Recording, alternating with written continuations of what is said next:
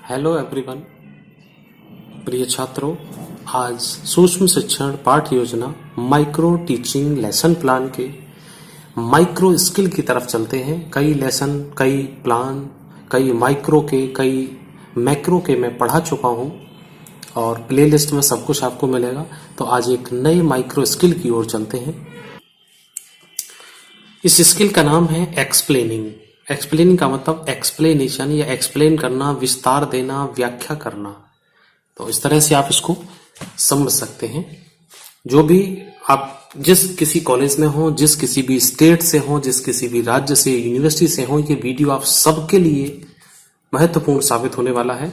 तो लास्ट तक देखिएगा इस वीडियो को, ये आपके बहुत सारे डाउट क्लियर करेगा।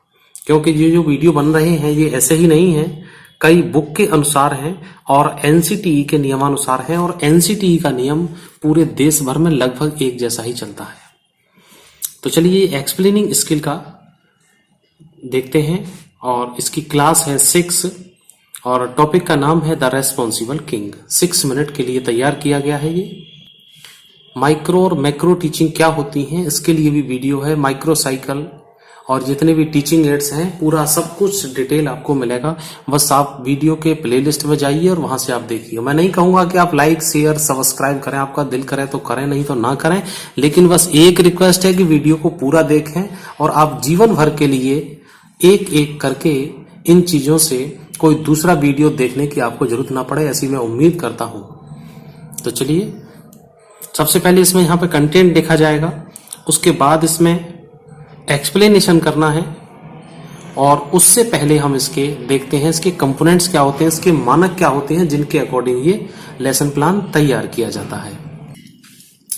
तो इसके बनाने से पहले इसके मानक और कंपोनेंट्स को भी देख लेते हैं। तो इसमें दो कंपोनेंट्स के मेन है, डिजायरेबल बिहेवियर और अनडिजायरेबल बिहेवियर। तो ये कई बुक में से निकाल के मैंने तैयार किया है।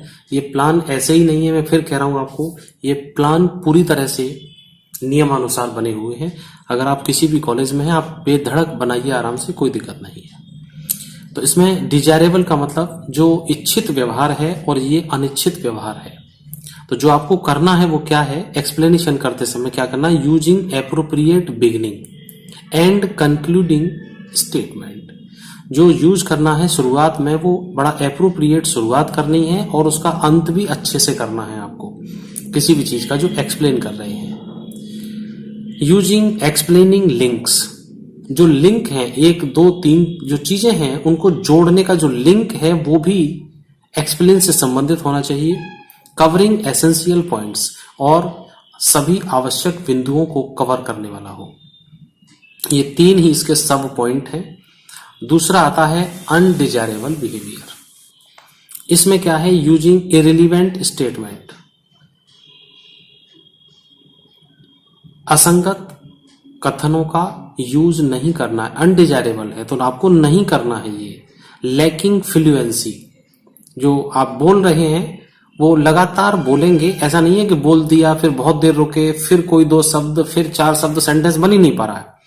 तो लैकिंग फ्लुएंसी नहीं होनी चाहिए। लैकिंग कंटिन्यूटी इन स्टेटमेंट, ये इन स्टेटमेंट है, इज नहीं है, इन स्टेटमेंट। जो कथन है उनके अंदर तारतम्यता का अभाव नहीं होना चाहिए, सब एक दूसरे से जुड़े हुए होने चाहिए। Making use of in appropriate vocabulary, कोई असंगत वोकेबलरी यूज ना हो उसके अंदर। मतलब शब्द कुछ है और आप मीनिंग कुछ दे रहे हैं, ऐसा ना दें। वेज, वर्ड एंड फ्रेजेस, जो उसके अंदर आप वोकेबलरी यूज कर रहे हैं, वर्ड यूज कर रहे हैं, फ्रेज यूज कर रहे हैं, वो इररिलेवेंट नहीं होने चाहिए। जो कुछ भी है वो आपके टॉपिक से संबंधित हो, बच्चों के लेवल से संबंधित हो, जिस क्लास को पढ़ाने जा रहे हैं वहां की भाषा से संबंधित हो। बच्चों के माइंड तक पहुंचाना ही टीचर का सबसे बड़ा काम है। अब ये कंपोनेंट्स देखने के बाद अब देखिए प्लान कैसे तैयार होता है। सारे मैटर को स्क्रीनशॉट करें या डायरी पेन लेके बैठें, बिना लिखे, बिना किए हुए, बिना पढ़े कुछ नहीं होगा। कोई सा भी वीडियो देख लीजिए, मेरा वीडियो देखने की बस एक ही शर्त होती है, वीडियो पूरा देखें और डायरी पेन लेके आवश्यक बिंदुओं को नोट करें। दोबारा से फिर कंटेंट को तो भी देखते हैं। Once upon a time, there was a king who lived in a palace on the bank of a river. He was unhappy because the people of his kingdom were irresponsible. ये content है book में से है, जो rainbow book है उसमें से लिया गया है, द रेस्पॉन्सिबल किंग में से. अब इसका आपको एक्सप्लेनिंग करना है. बात ये है, मेन मुद्दे पे अब आते हैं कि ये एक्सप्लेन किया है, ये क्या करना है. इतनी चीज जो आपको समझ में आई है, इसको आप 2 बार पढ़ लीजिए. 2 बार पढ़ने के बाद, या इतना मैटर ये मान लो हिंदी में पढ़ने के बाद, आपको अपने शब्दों में ये सारी बातें बतानी है. बस इतने से ही हो गया आपका एक्सप्लेनेशन. आप ज्यादा चक्कर में ना पड़े. बाद बाकी आप जब प्रैक्टिस करेंगे तो आप करते रहेंगे. धीरे धीरे शुरुआत में अगर आप इसी तरह से आपका इनिशियल लेवल पे ये हो जाता है तो बहुत अच्छा है. अब देखिए, once upon a time the bank of river on a very beautiful palace. एक सुंदर सा महल है, नदी के किनारे पर है. ए responsible king lived in a beautiful palace.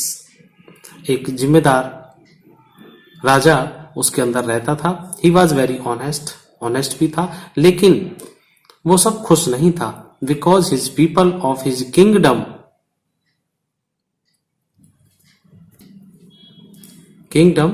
Were very irresponsible. बड़े गैर जिम्मेदार नागरिक थे उसके यहाँ. So the king was very sad.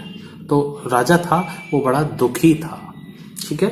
अब ये एक्सप्लेन करने का कोई निश्चित नियम नहीं है. अब जो एक्सप्लेन किया इसमें 4 शब्द, 4 बातें, 4 सेंटेंस आप और ज्यादा डाल सकते हैं, 6 ज्यादा डाल सकते हैं. ठीक है. कोई एग्जाम्पल नहीं देना. अगर आपने एग्जाम्पल दिया तो इलिस्ट्रेटिंग विद एग्जाम्पल वाला स्किल हो जाएगा. बस इसी को आप थोड़ा सा और खींच सकते हैं और बढ़ा चढ़ा कर सकते हैं. ऊपर वाले मैटर का व्याख्या देनी है. दोबारा फिर समझ लो, ऊपर वाले मैटर की व्याख्या देनी है. तो जो भी छोटा सा मैटर है, छोटी व्याख्या है, आप जब क्लास में चैप्टर बड़ा पढ़ाएंगे तो बड़ा हो जाएगा. इसके बाद आइएगा ये, और जब एक्सप्लेन किया है तो इसका ये भी बनता है कि बच्चों ने कितना समझा है. हालांकि ये कई जगह पे नहीं चलता है, एक्सप्लेन के लिए यहां तक हो गया है, लेकिन ये मैंने एक्स्ट्रा करा रहा हूं और एक्स्ट्रा करा दिया है. तो आप चाहें तो ये करें या ना करें, लेकिन आप समझ जरूर लें वीडियो के अंतर्गत. क्यों? क्योंकि ये बोध प्रश्न जो होते हैं, कॉम्प्रिहेंसिव क्वेश्चन, ये हर एक्सप्लेनिंग के बाद लिए जाते हैं. Where did the king live. राजा कहां रहता था? तो the king lived in a palace. राजा महल में रहता था. Why was he sad. वो क्यों दुखी था? सारे क्वेश्चन उसी में से, व्याख्या में से या उसमें से, दोनों में से कहीं से भी निकल सकते हैं. He was sad because his people were lazy. उसके जो लोग थे, people means यहाँ प्रजा से भी है, तो प्रजा जो थी या प्रजा के लोग थे वो बड़े लेजी थे, आलसी थे सब. तो राजा बड़ा उनसे परेशान रहा करता था. वीडियो के बीच में मैं एक बात बताना चाहूंगा. स्टूडेंट लाइफ है, 6 महीने लगा दीजिए अच्छी तरह से तैयारी करके. मैं चाहता हूं कि आप लोग किसी अच्छी जगह पर जॉब पाए. तो ये लेजी वर्ड है, इसको अपने जीवन से रिमूव कर देना, क्योंकि ये वर्ड जब तक आपके पास रहेगा तब तक कुछ भी नहीं कर देगा किसी को भी.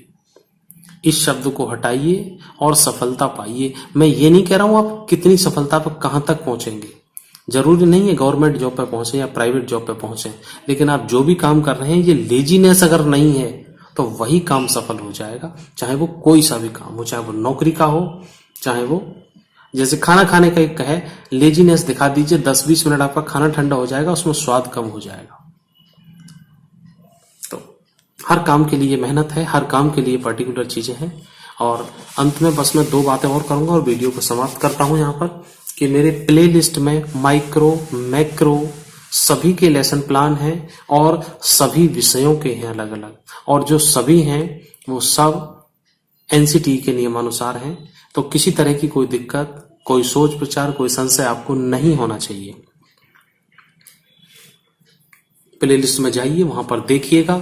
और मैं जो आपको ये सेवा दे रहा हूं, बस एक रिक्वेस्ट सबसे जरूर करता हूं, वीडियो को ज्यादा से ज्यादा शेयर कर दीजिए. बस फैला दीजिए चारों तरफ, अपने ग्रुप में, दूसरे ग्रुप में, दूसरे कॉलेजेस में, सब जगह फैला दीजिए. क्योंकि माइक्रो और मैक्रो के लिए स्टूडेंट्स बड़े परेशान रहते हैं और उनको क्लियर चीजें नहीं मिल पाती हैं. उनके समाधान के लिए मैंने सब वीडियो तैयार किए हैं.